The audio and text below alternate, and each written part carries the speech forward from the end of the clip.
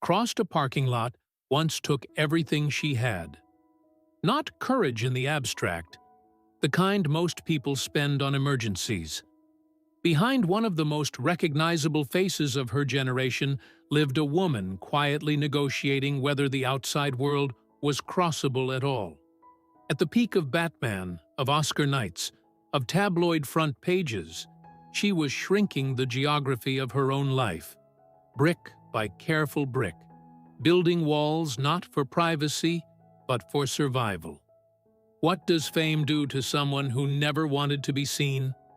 What breaks first, the public surface or the private architecture underneath it? To understand, we need to go back to Georgia. Athens, Georgia, in the 1950s, was not a place that prepared you for the world. It prepared you for itself, for the particular rhythm of a southern town where everyone knew your name before you decided what you wanted it to mean, where beauty was noticed the way weather was noticed, as a fact of nature, useful for conversation, impossible to control. Anne Cordell Wilson was born into that world on December 8, 1953. She would not become Kim Basinger for years. For now, she was just a girl in a family of 5 children, growing up in a house where music lived in the walls. Her mother, Anne, a model and aquatic performer who moved through rooms with a kind of practiced grace, and her father, Don, a jazz musician and loan manager who carried his disappointments like extra weight he'd long stopped noticing. The music in that house was real. So was the silence between notes. Don Basinger was not a cruel man. He was something in some ways harder to navigate. A distant one. The kind of father who was present in the room and elsewhere in every way that mattered. Approval in that house was not given. It was performed for, occasionally glimpsed, and never quite secured. Kim would later speak of her father in terms that carried no malice, only the particular ache of a child who spent years interpreting a man's moods as verdicts on her worth. Her mother was warmth. Her father was weather. And Kim, from early on, was something the town noticed. Not in the way she might have chosen. She was tall, blonde, angular in that particular way that made strangers stop mid-sentence. By the time she was a teenager, being looked at was already something that happened to her rather than something she invited. There is a meaningful difference, and it matters. When visibility arrives before identity, before a person has built the interior architecture to hold it, it doesn't feel like a gift. It feels like a demand. She has described being profoundly shy as a child. Not performatively shy, genuinely, physically uncomfortable in the presence of being perceived. School photos were an event to survive. Introductions to strangers were small, private endurance tests. The very qualities that would later make her famous were, in those early years, a source of low-grade, persistent anxiety. The world was already deciding who she was. She hadn't finished figuring it out herself. That gap between the self the world projects onto you and the self you're still quietly trying to become, never fully closed for Kim Basinger. It widened, in fact, with every camera, every billboard, every role that asked her to be magnificent, while the woman behind the magnificence was still somewhere back in Athens, trying to feel safe enough to cross the room. It started here, before Hollywood, before the lights, in a Georgia house where music played and the silence between songs told you everything you needed to know. She left Georgia the way many young women leave small towns, with a face that opened doors and no real map for what came after. New York in the early 1970s was not a city that asked how you were doing on the inside. It was a city that looked at your cheekbones, measured your stride, and told you whether you had what it took to be useful. The modeling industry operated then, as it largely operates now, on a principle of controlled exposure. You were a surface. The surface was the product. What happened beneath it was your own problem to manage. Kim was 17 when she arrived. Shy, Southern, and possessed of a face that the industry recognized immediately as commercially valuable. The Ford modeling agency signed her without ceremony. Work followed. Cosmetics campaigns, magazine spreads, the particular grind of casting rooms where you stood in fluorescent light and waited to be evaluated like inventory. She was good at it. That is the part people misread. Being good at being looked at is not the same as being comfortable with it. There are people who perform confidence so fluently that the performance becomes indistinguishable from the real thing, to everyone except themselves.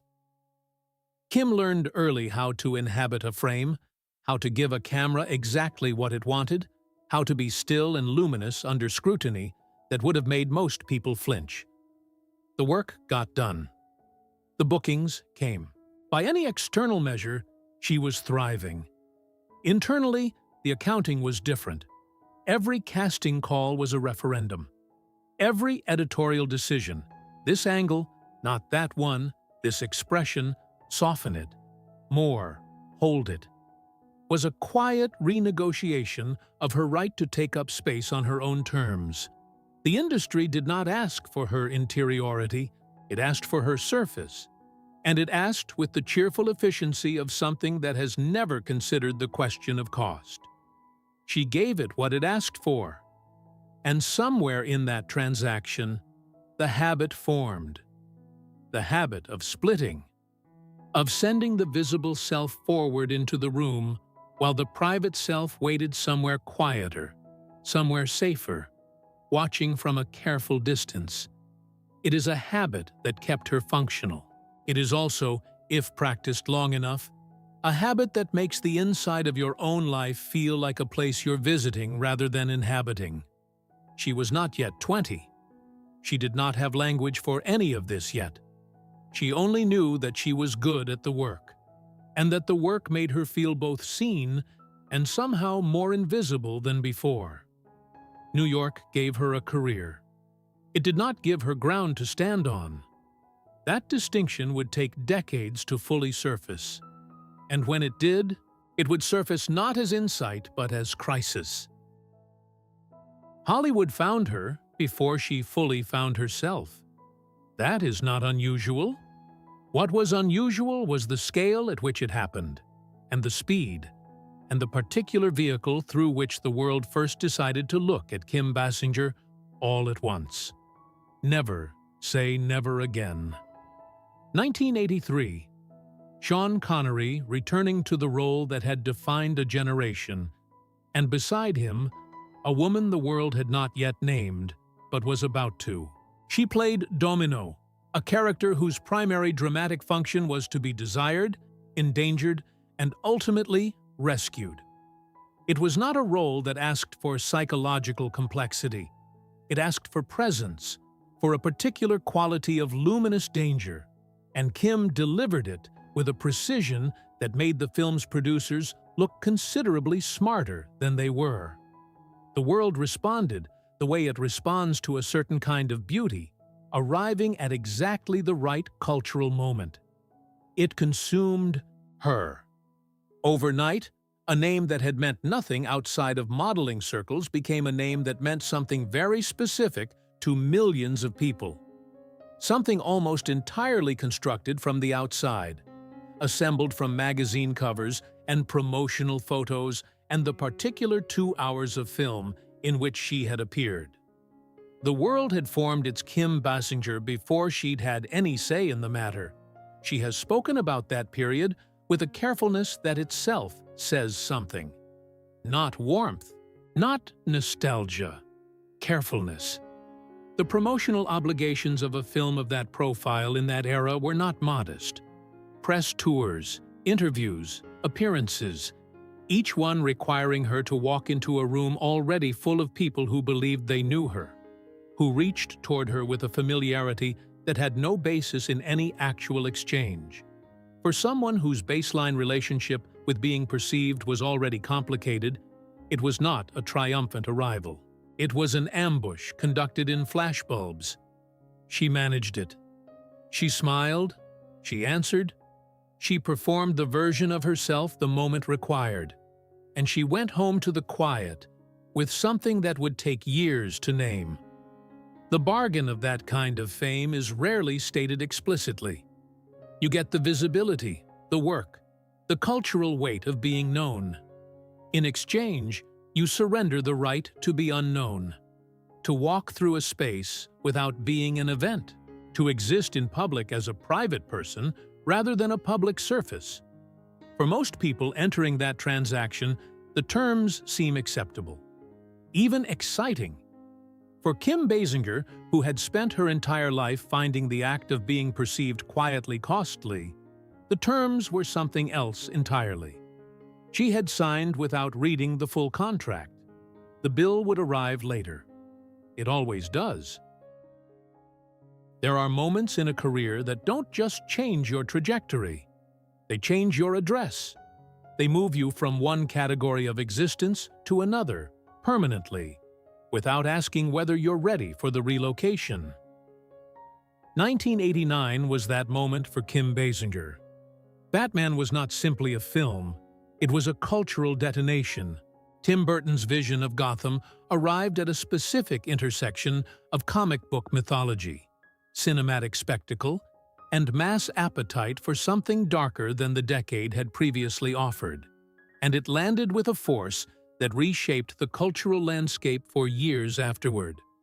Michael Keaton, Jack Nicholson, and Kim Basinger as Vicky Vale, a character whose function, like Domino 6 years earlier, was partly ornamental, but who existed this time on a screen so large, in a film so omnipresent, that the woman playing her became inescapable.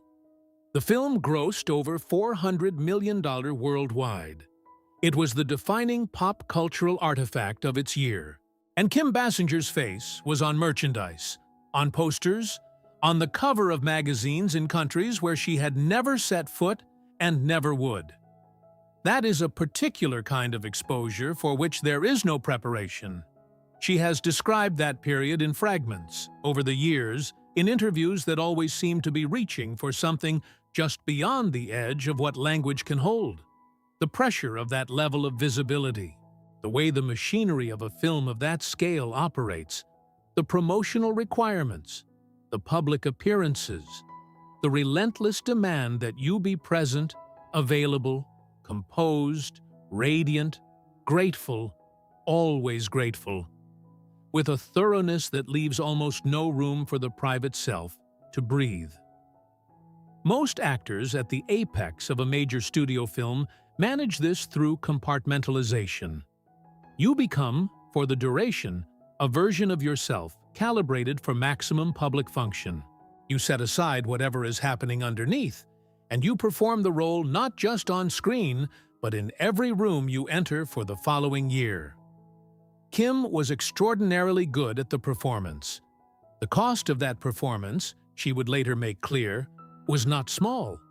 Because what 1989 demanded of her was not just professional competence. It demanded that she be everywhere, consistently, relentlessly, inescapably visible. It demanded that a woman for whom the simple act of public exposure had always required quiet internal negotiation now exist at a scale where public exposure was total, constant, and entirely outside her control. The world was not watching a character anymore. It was watching her, or the version of her it had assembled from what the cameras caught, which is not the same thing, but which felt, to the people watching, like sufficient equivalence. Back home, in the spaces the cameras didn't reach, something was shifting. Not breaking, not yet, but moving in the way that geological things move before they give way, slowly, beneath the surface, with a pressure that doesn't announce itself until the ground above it cracks. She was at the absolute peak of what her industry measures as success, and she was beginning, quietly and without ceremony, to disappear. When the world becomes too large, some people make it smaller. They narrow their geography. They build routines with walls in them. They find ways to convert the unmanageable vastness of public existence into something with edges they can locate in the dark. It is not irrational. It is, in its own way, a form of engineering, the mind constructing what the circumstances will not provide. Kim Basinger bought a town. In 1989, at the precise moment her face was on every screen and every newsstand, she joined a small investment group and purchased Braselton, Georgia, a town of roughly 500 people, a handful of businesses, and a particular quality of southern quiet that must have felt, to someone drowning in visibility, like the specific antidote to everything Hollywood had become. The purchase price was $20 million. The press covered it the way the press covers anything a famous person does that doesn't fit the expected script, with a mixture of fascination and barely concealed mockery. The actress who bought a town.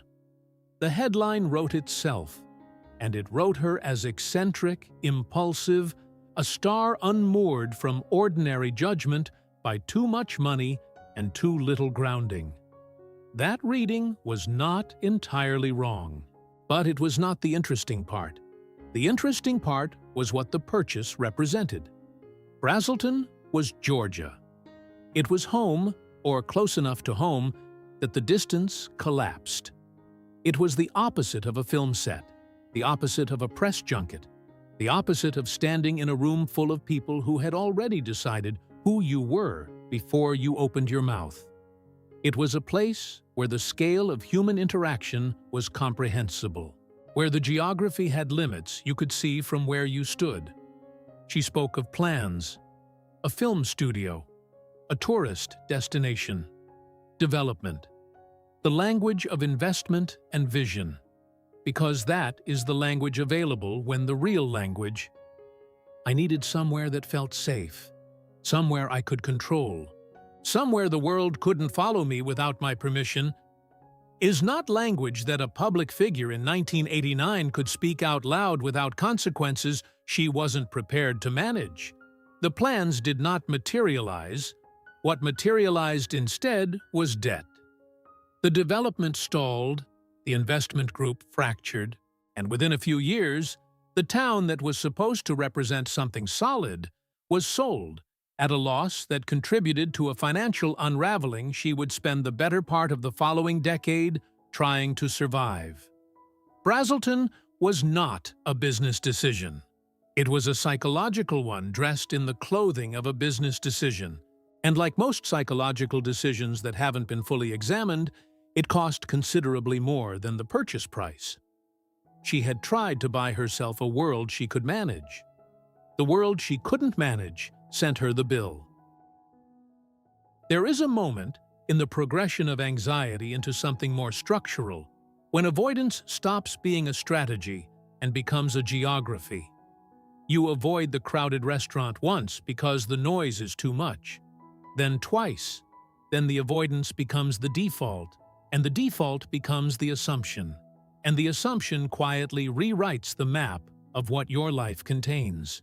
The restaurant disappears from your world not because you decided to remove it, but because the cost of including it became higher than the relief of its absence.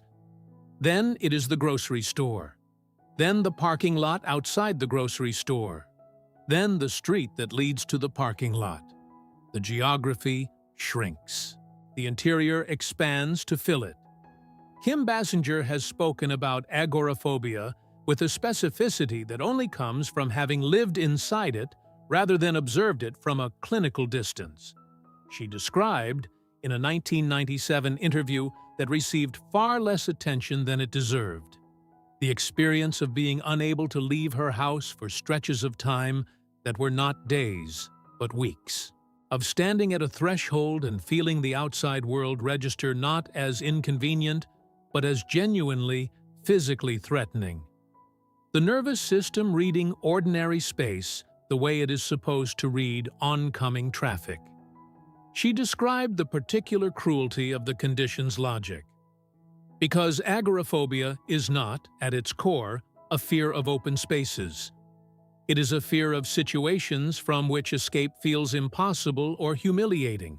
It is the mind's catastrophic misapplication of a protective instinct. The system designed to keep you safe from actual danger, running continuously at full volume in the complete absence of actual danger, until the only safe place is the place where the alarm, for reasons that have nothing to do with reason, stays quiet. For Kim Basinger, in the years when the external architecture of her life was simultaneously at its most spectacular and most unstable, that quiet place was inside. Literally inside. Home. Rooms she knew. Spaces where the variables were limited and the perimeter was clear. She has spoken of those years not with shame, exactly, but with the particular careful honesty of someone who has had to make peace with something the world does not have much patience for. Hollywood does not have a framework for a star who cannot reliably leave the house. The industry is built on availability, on presence, on the willingness to walk into any room the work requires. An actor whose nervous system has filed a permanent objection to that requirement is not, in the industry's calculus, a manageable proposition. Work became complicated. Commitments became negotiations with her own capacity. Some days she could.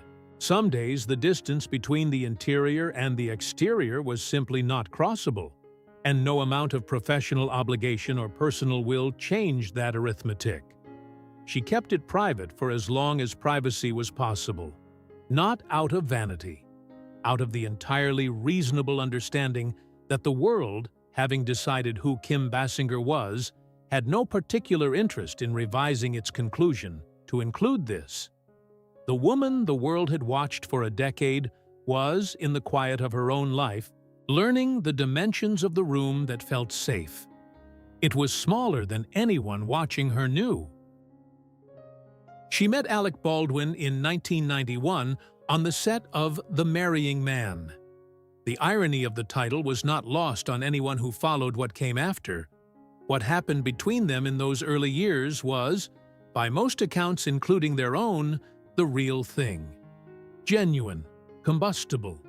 The kind of connection that arrives with enough force to temporarily reorganize your entire sense of what your life is supposed to look like. They married in 1993. Their daughter, Ireland, was born in 1995, and for a period that neither of them has ever fully dismissed, even in the bitterest retrospectives, there was something between them that functioned. But two people who each carry significant internal weather do not simply combine into something stable. They combine into something larger, more volatile, more capable of both extraordinary warmth and extraordinary damage than either could generate alone. Alec Baldwin was not a quiet man. Kim Basinger was not a simple woman. The marriage existed at a sustained emotional intensity that, over time, produced the specific kind of exhaustion that looks from the outside like drama and feels from the inside like drowning. They divorced in 2002. The legal proceedings were not clean. Custody arrangements over Ireland became a prolonged negotiation conducted partly in courtrooms, partly in lawyers' offices, and partly, in the way of high-profile separations, in the ambient noise of public speculation. And then, in 2007, the noise became something else entirely. A voicemail, recorded by Alec Baldwin, intended for Ireland, obtained somehow by the press, and released into the world with the particular velocity of a story that contains famous names, a child, and language that could not be walked back or softened or recontextualized into something more comfortable. The content of that voicemail is not the point here. The point is what it did to the space Kim Basinger had spent years carefully constructing around herself. She had managed, through immense effort, to keep the interior life, the anxiety, the agoraphobia, the private mathematics of her daily survival, largely separate from the public narrative. The divorce had been difficult, but not fully exposed. The custody arrangement was painful, but contained. The voicemail blew the container open. Suddenly, the dissolution of her marriage, the condition of her daughter, the dynamics of a family that had been struggling privately were public in a way that left no room for the careful management she depended on. Strangers had opinions. The press had angles. The story was everywhere, and she was at its center, and the center was the last place her nervous system had any tolerance for being. She has said very little about that period publicly. The silence itself is a form of testimony. Some things break in ways that don't make noise. The damage is internal, structural, the kind that doesn't show in photographs, but rewrites the load-bearing walls of a life. The marriage was over. The exposure was not. And Ireland, the child caught in the geometry of two peoples unraveling, was now a presence in a story neither of her parents had chosen to make public. That particular cost has no clean accounting. There is a version of the Kim Basinger story that pivots here. That treats 1997 as the correction, the evidence that the narrative had a redemptive arc built into it all along. She took the role. She delivered the performance. She stood on the stage at the Dorothy Chandler Pavilion on March 23, 1998, and accepted the Academy Award for Best Supporting Actress for her work in L.A. Confidential, and the audience applauded, and the cameras captured the moment, and by every external measure, the story had arrived at its turning point. That version is not false. It is just incomplete. L.A. Confidential was, professionally, a genuine achievement. Curtis Hanson's film was the kind of project that asks something real from its actors. Not presence, not surface, but interiority. Lynn Bracken, the woman Kim played, was not a simple construction. She was layered, compromised, searching, operating in spaces where safety and danger were indistinguishable. To play her required accessing something that years of anxiety and controlled self-presentation had not made easily available. That she did it anyway. That she walked onto that set, into that role, and delivered work of sufficient depth to earn the industry's highest acknowledgement, says something about what was still intact underneath everything that had frayed. But an Oscar arrives as a single night. Life continues in the mornings. And the mornings in Kim Basinger's life in 1998 were not transformed by the statue on the shelf. The agoraphobia did not renegotiate its terms because the Academy had weighed in. The financial pressure from Braselton had not resolved. The marriage was moving toward its eventual rupture. The internal architecture that had been under sustained stress for the better part of a decade did not suddenly find its structural integrity restored by professional validation. She gave a gracious speech. She smiled the smile of someone who has learned, through long practice, to be fully present for the moments the world is watching. And then she went home, to the quiet, to the rooms that felt safe, to the life that the Oscar had briefly illuminated but not, in any of the ways that actually mattered, changed. There is something worth sitting with in that image. The most recognized performer in her field on that particular night, holding the object her industry uses to declare a life in film well lived, and carrying beneath the composure the full undiminished weight of everything the cameras in that room could not see. The win was real. The relief it was supposed to deliver never quite arrived. There is a particular kind of loss that doesn't arrive all at once. It arrives in increments. A door that closes quietly. An offer that doesn't come. A conversation that ends without the follow-up call that was supposed to follow. And then one day, you look at the shape of what remains and realize that the erosion has been happening for years, steadily, without announcement, and the landscape is almost unrecognizable from what it was. That is what happened to Kim Basinger's career in the years after the Oscar. Not a dramatic fall. Not a scandal that ended things cleanly and publicly. Something slower and, in its own way, more disorienting.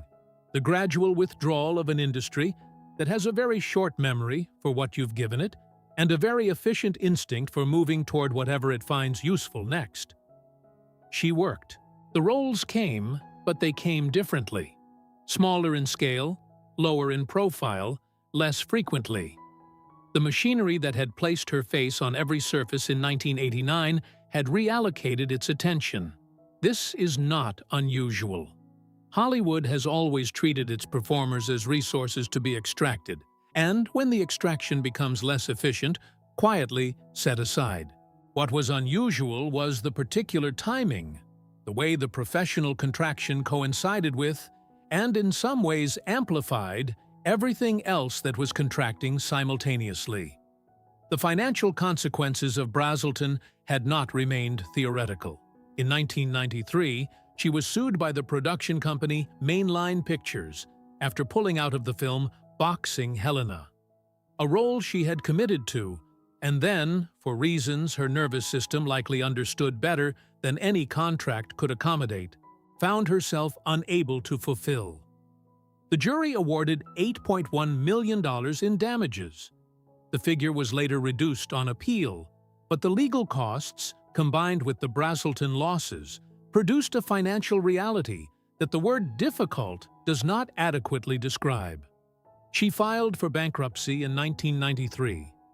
The woman whose face had sold products to millions of people, whose name had been attached to one of the highest-grossing films of its decade, found herself navigating the specific humiliation of financial collapse in full public view while simultaneously managing an anxiety disorder that made the public nature of that humiliation additionally costly. The walls she had built for protection were now the walls of a smaller and smaller life.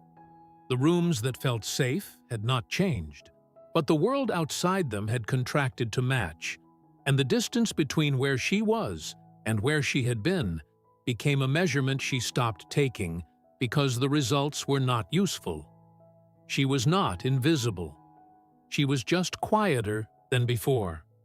And quiet, for a woman who had spent decades learning how to manage being seen, was not entirely unwelcome.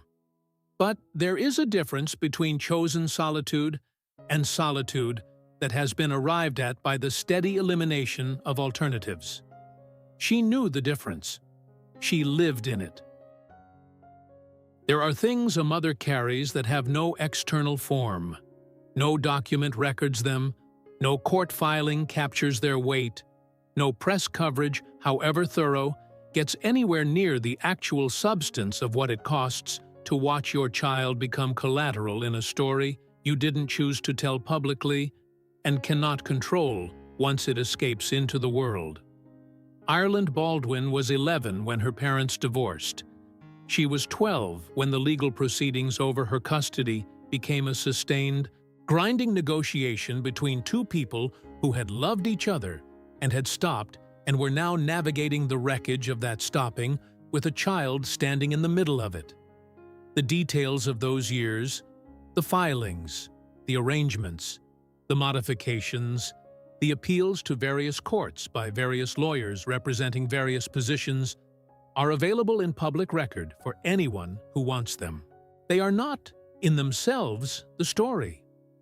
The story is what it does to a mother to fight for her child in a forum where the fighting is public, where every argument is available for interpretation by people with no stake in the outcome, where the most private failures and fears and moments of genuine human inadequacy become exhibits in a proceeding that moves with the slow, indifferent machinery of law.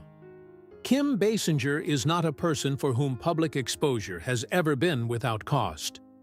To be publicly exposed in this context, not as an actress, not as a cultural figure, but as a mother whose fitness and judgment and decisions were subject to examination and contestation, was a particular form of sustained difficulty that the word stressful cannot locate.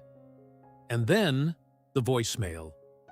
What that recording did, beyond the immediate damage of its content and its public circulation, was collapse the last remaining boundary between the private struggle and the public narrative. The story of the marriage, the custody, the child, the two people trying and failing to manage their dissolution gracefully, all of it became, overnight, a story everyone had access to and opinions about. She absorbed it. She had, by then, considerable practice in absorbing what the world sent her without allowing the absorption to be visible. But Ireland was not an abstraction. Ireland was her daughter, the person for whom every difficult morning, every negotiated public appearance, every managed exposure had been partly undertaken. The person for whom survival was not optional. What is remarkable, and what the noise of that period largely obscured, is what came after. Ireland Baldwin grew into a young woman who has spoken publicly about her own struggles with clarity and without resentment toward either parent, who has, by her own account, arrived at a functional and genuine relationship with her mother. That outcome was not guaranteed. It was built, quietly, without cameras, in the spaces where real repair always happens, not in public statements or legal resolutions, but in the accumulated ordinary moments of two people choosing, again and again, to remain in each other's lives. Kim Basinger fought for her daughter in every arena the situation placed that fight. The arena that mattered most had no audience. She is 72 years old. That sentence contains more than arithmetic.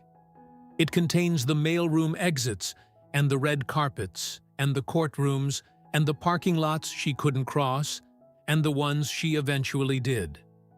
It contains Georgia and New York and Hollywood and Braselton and the quiet rooms where she spent years learning the precise dimensions of what she could bear.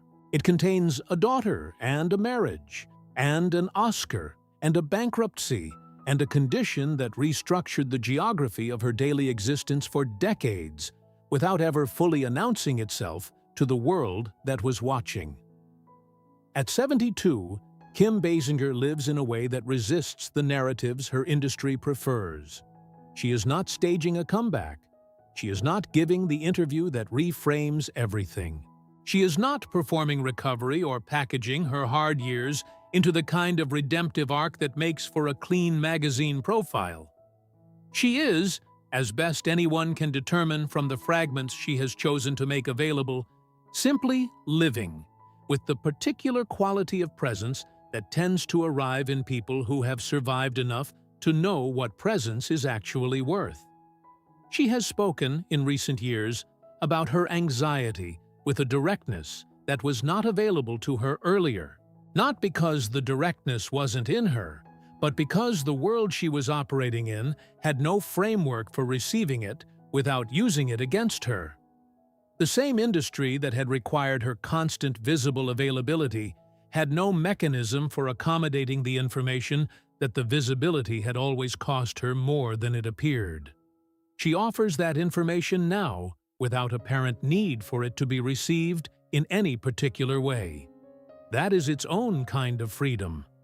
The agoraphobia has not disappeared. Anxiety of that depth and duration does not simply resolve. What changes with time and work and the slow accumulation of evidence that the world can be navigated even when it feels impassable is the relationship to it. It becomes something you carry rather than something that carries you. The distinction is not trivial. Ireland is grown. The relationship is real. Whatever was broken in those years of legal proceedings and public exposure, and the specific damage of being a child watching her parents dismantle something, it has been worked on. Not erased. Worked on. That matters. What remains of the career is not what it was at its peak, and she does not appear to be grieving that gap. There is, in the interviews she gives and the choices she makes about which rooms to enter and which to decline, a woman who has arrived at a relationship with her own life that does not require external validation to feel legitimate. She spent decades being seen by millions of people who did not know her. She spent decades fighting to be known by the few people who mattered. The fighting, by most indications, was worth it. There is a Georgia girl underneath all of it still, shy, precise about safety, attentive to the difference between being perceived and being understood. She never fully left. She just learned over the long arc of an extraordinary and genuinely difficult life that her presence in the world did not have to look the way the world expected in order to be real. The noise has quieted. What remains is hers. And for a woman who spent the better part of her life negotiating with the world for that particular outcome, quiet is not a consolation prize. It is the thing she was always trying to find.